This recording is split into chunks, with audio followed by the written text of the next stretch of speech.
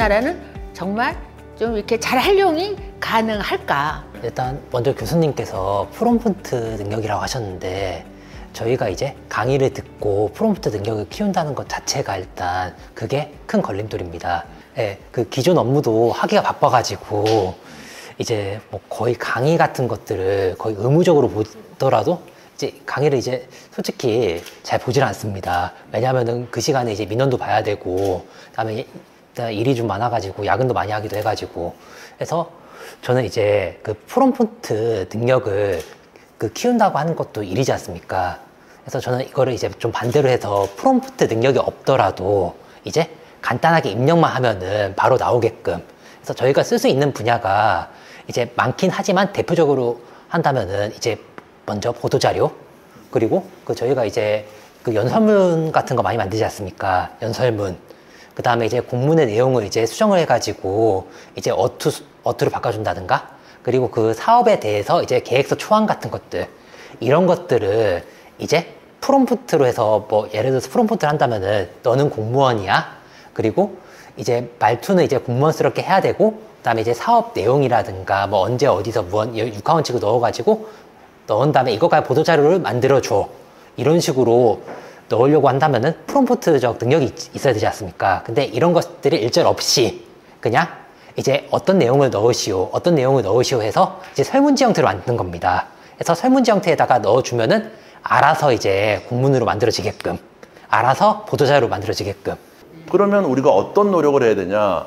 조직적으로 우리 지방정부가 어떤 분야를 쓰려고 할 때 지방정부별로 계속 훈련을 시키면 엄청난 노력과 돈이 들어가잖아요. 그러니까 이제 과기정통부라든지 아니면 행정안전부라든지 이런 중앙정부에서 이거를 해줘야 돼요. 그러니까 뭐냐면 우리 공문서를 쓸 때 원칙, 육하원칙이나 방식 이런 것들을 플랫폼으로 만들어줘야 되는 거죠. 일본은 그걸 시작했어요. 일본은. 그래서 일본은 그걸 시작해서 그거를 만들어 놓고 각 지방자치단체에서 가져다 쓸 수 있게끔 이런 노력을 하게 되면 아까 이제 그런 문제가 좀 많이 해소되죠. 근데 그런 게 준비되기 전까지는 아까 말씀하신 대로 그러한 개인적인 어떤 능력이 필요하게 되고, 또 이렇게 기존에 만들어진 자동화 소프트웨어들을 이용할 수도 있겠죠. 이렇게 하는 거지만 궁극적으로는 나가야 될 모습은 생성 AI 시대에 우리 중앙정부가 더 많은 노력을 해서 지방정부가 빠르게 이걸 쓸 수 있는, 왜냐하면 각각 하게 되면 많은 예산이 들어가니까, 그래서 이런 효율화를 추진해야 된다 할 필요성이 있는 거죠. 지금. 한국의 공무원들이 그러면 이거를 어떻게 좀 그 인공지능을 좀 활용해야 되는지 아이디어를 좀 주시면 좋겠어요. 아이디어. 그거는 뭐 교수님께서 지금 막 전반적인 상황을 잘 설명해 주셨잖아요. 채찍 정의부터 이제 대화형으로 이렇게 쭉 해서 하는 건데, 사실은 그런 것부터 조금씩 알아야 되거든요. 저희들이 뭐 일반 시민뿐만 아니라 공직에 계신 분도 알아가지고 어떻게 잘 활용하느냐 그 문제인데, 근데 일차적으로는 뭐 정부 정책이나 그런 건 공직에 계신 분들이 가장 잘 알잖아요. 실무적인 사항들은 그런 것들 이제 생성의 AI를 통해서 이제 많은 결과물, 컨텐츠를 다양하게 함으로써 많은 뭐 생산성, 효율성을 높일 수 있다고 저는 생각을 하거든요. 예를 들면 어떤 정책이 나왔을 때 그걸 텍스트만 해가지고 뭐 문서로만 보내는 그런 형태였다면 지금은 얼마든지 뭐 이미지 포스터도 만들 수 있고 유튜브 영상도 만들 수 있지 않습니까? 그런 부분의 생성형 AI를 활용하면 엄청난 효율을 가져올 수 있다라는 거죠. 예. 네. 그래서 근데 그건 일반인들 입장에서는 잘 모르잖아요. 가장 정책적인 부분은 공직에 계신 분이 가장 잘 알기 때문에 야, 그럼 이런 정책이 있는데 이걸 어떻게 잘 이미지로 만들고 뭐 책도 만들고 보도자료나 뭐 영상, 음악까지도 되거든요. 그런 걸 만들어서 알릴까, 홍보를 할까, 아니면 역으로 제안을 받을까. 그런데 활용만 하더라도 그건 엄청난 저는 생산성과 효율성을 가져다 올 수 있다고 생각합니다. 근데 지금 교수님은 오늘 사실 처음 뵀는데 콕 찌르니까 거의 AI야. 딱 AI야. 제안도 좀 한번 해주시고 아이디어도 좀 물어봐 주세요. 이제 제가 주로 사용하는 게 챗GPT 오픈 AI에서 이제 API 받아가지고 사용하고 있는데요. 이게 문제는 그러니까 한국에서 만든 게 아니지 않습니까? 그래서 어느 정도 영어도 많이 섞여 있고 하다 보니까 말투라는 것 자체가 완전 공문스럽게 나오지는 않습니다. 또한 이제 아까 교수님께서 말씀했다시피 이제 맞춤법 같은 것도 이상하고 가끔씩 외계어를 뽑아내기도 합니다. 그래서 뭐 예를 들어서 뭐 꽥꽥 뭐 이런 식으로 이상한 말 같은 것도 뽑아내기도 하고 없는 말도 지어내기도 하고.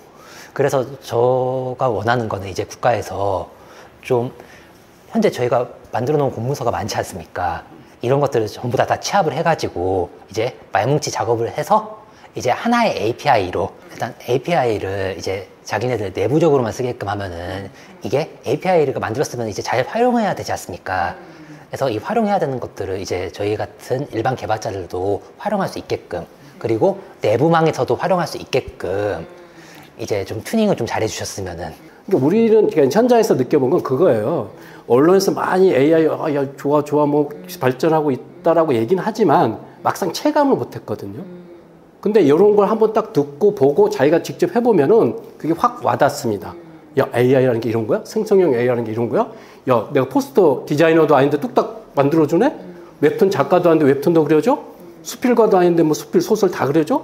영상 전문가한테 영상도 뚝딱 만들어줘? 그런 것들이 내가 전문적인 기술이 없어도 얼마든지 다양한 결과물과 컨텐츠를 만들어낼 수 있다라는, 그게 가장 큰 장점이거든요. 내가 공직 생활을 하는 동안에 이거 안 해도 되는 게 아니라 이제 이걸 활용해야 되는 것이 맞는 거네요. 당연히 더 많이 해야 된다고 봐요. 생성 AI는 대세로 넘어갑니다. 그렇기 때문에 이걸 활용해야 되냐 안 하냐의 문제가 아닙니다. 우리나라는 인구가 줍니다. 어느 정도까지 줄까요? 우리나라는 세계 최초로 인구 소멸의 국가에 처해 있습니다. 그래서 앞으로 25년 후에는 인구가 4분의 1로 준다는 건 여러분이 잘 아시죠?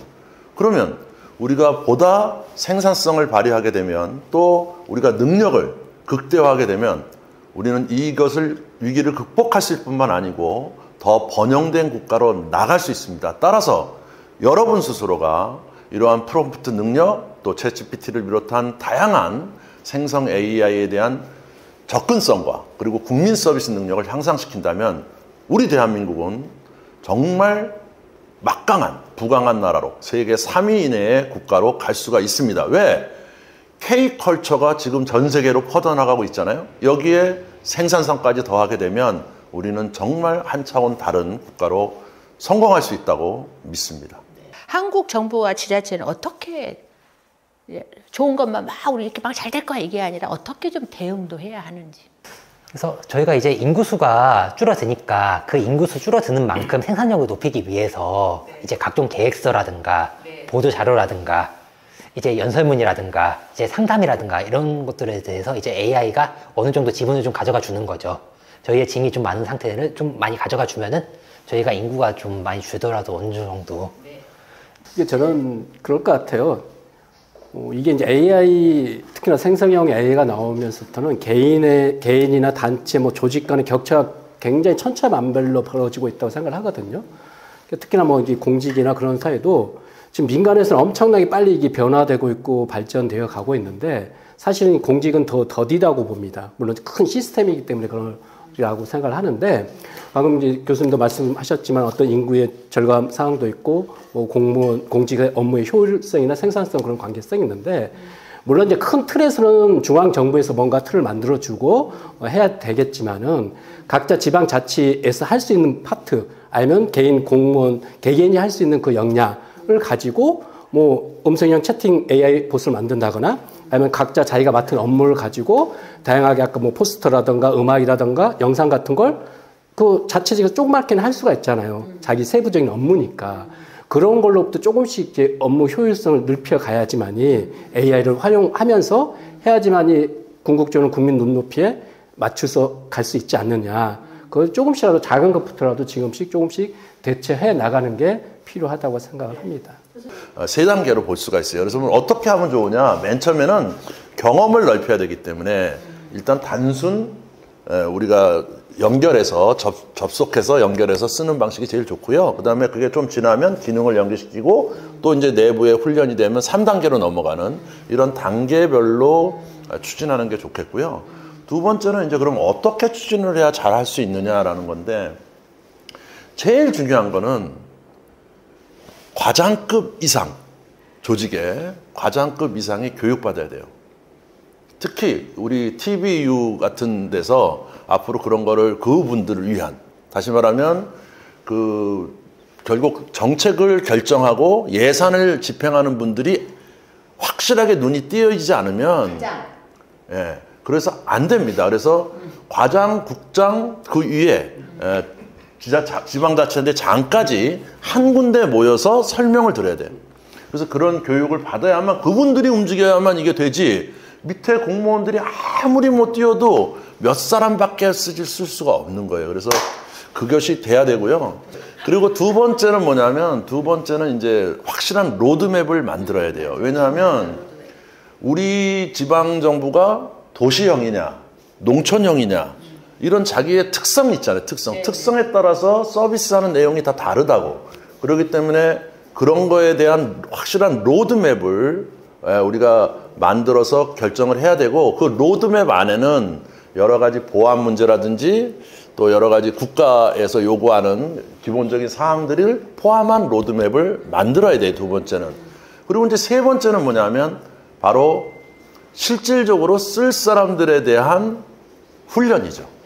예, 종합적인 훈련. 다시 말하면 개인적으로 아까처럼 얘기하라 그러면 시간이 없어서 못하니까 프롬프트를 훈련을 못 받는 거거든요. 근데 이거를 의무화시키고 규정화시켜서 프롬프트 훈련을 종합적으로 시켜야 돼요. 시키게 되면 능력치가 쫙 좋아지게 되고 그러면 보다 높은 수준으로 바로 갈 수가 있죠. 그래서 이런 쓰는 방법에 대한 세 가지, 추진 방법에 대한 세 가지를 잘 원칙을 지키면 빠르게 우리나라도 일본을 넘어서 우리가 세계 최고의 생성 AI를 쓰는 지방정부로 거듭날 거라고 생각이 됩니다. 그래서 대통령, 국회, 중앙부처 등 관련 기관들을 딱 정해놓고 자, 이거 이렇게 하셔야 됩니다. 해주세요. 이거를 한번 제안들을 하겠습니다. 저희가 이제 사용하시는 분들 같은 경우에는 저희가 공무원분들이 사용하지 않습니까?